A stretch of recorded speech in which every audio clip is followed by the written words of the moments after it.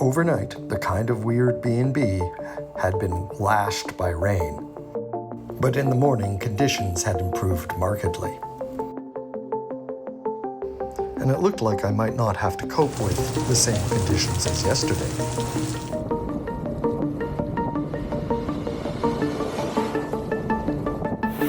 Yesterday was pretty heavy on type 2 fun. It was basically a time trial from the grocery store to the bed and breakfast for about 30 kilometers.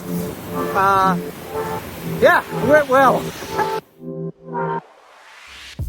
This morning, however, would not be all sunshine and cuddly cats.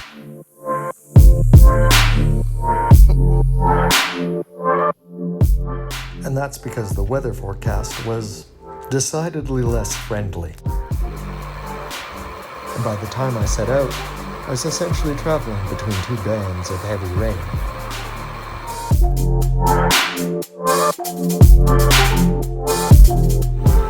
In the meantime, though, I got to the business at hand, setting a good touring pace and enjoying the scenery. Because no place does idyllic quite like the Maritimes.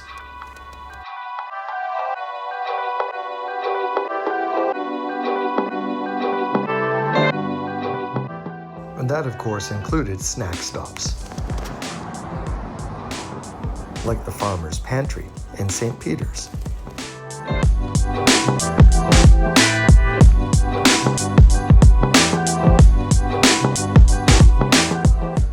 It's a strong recommend.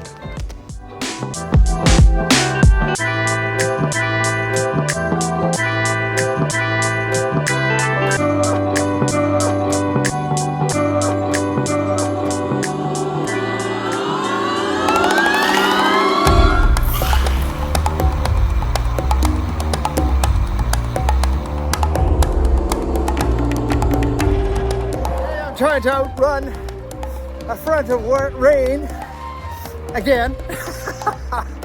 This time to Sydney. So another 73 kilometers to go.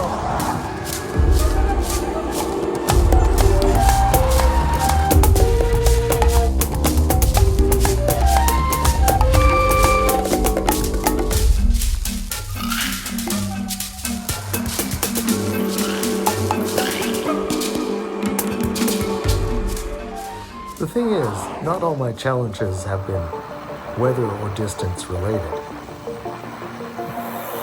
So 4 years ago, I had a traumatic brain injury. And the amount that has had to go right for me to see the East Coast, let alone to see it by bicycle, is pretty astounding. It is utterly surreal that I'm even here.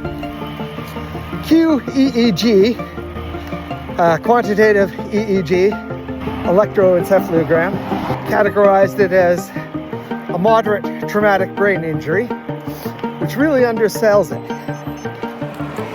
I went from ultra marathoning to it taking all of my cognitive energy to walk and even hold a simple 5-minute conversation.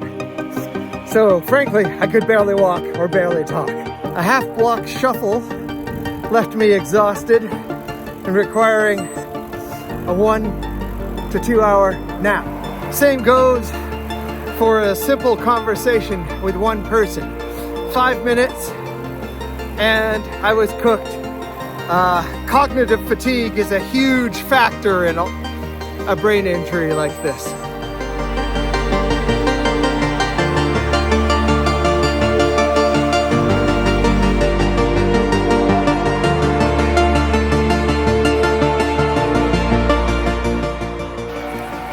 My brain is still in a pretty fragile state.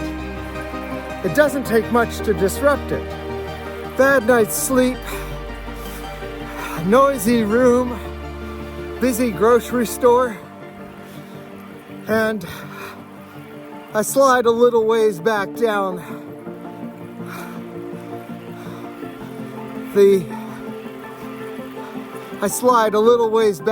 in my level of functioning.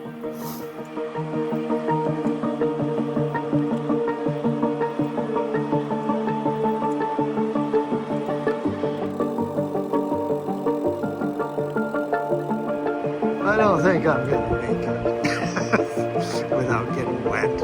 Oh well. I mean, even on a good day, I can barely read in the evening. Or put me in a loud restaurant, menu may as well be in Cyrillic, which I don't read.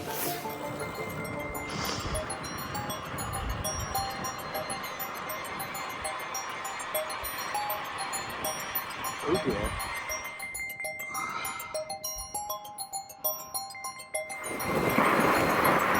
Not to mention it's an injury that gets packaged with a huge side serving of depression. So yeah, these things get me down. I mean, I remember what it's like to be smarter. It's Flowers for Algernon in reverse. And that's a real punch in the guts. There are days I still can't trust my judgment to cross the street. And I get lost on bicycle routes I know. So for those who make facile comments about how I'm not chipper enough or cheery enough or appreciative enough in my videos, it's actually quite the opposite. But I don't do toxic optimism or toxic happiness. I'm very much a realist. And if you beg to differ, come on out. Cycle 6,500 kilometers in my really stinky shoes. All right, this is a hill I need to pay attention to. Bye. Just skirting between rain fronts, storm fronts?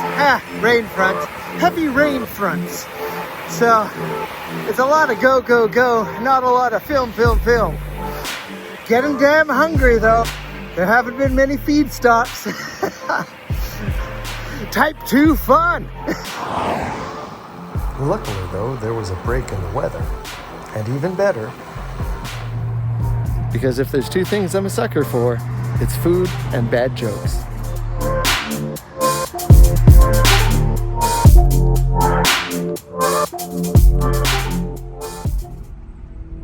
Oh, it is getting dark fast. Menacing cloud alert. Game on. the forecast predicted rain at 3, and it was slightly early. Missed it by that much. Or made it by that much. I'm not sure. Well, when they say it's going to rain by 3, they don't mince words. I hadn't quite beaten the pursuing band of weather to Sydney, but I'd seen more of Nova Scotia, and I'd beaten the worst of it. And I count that as a success. And I'm watching it from someplace dry.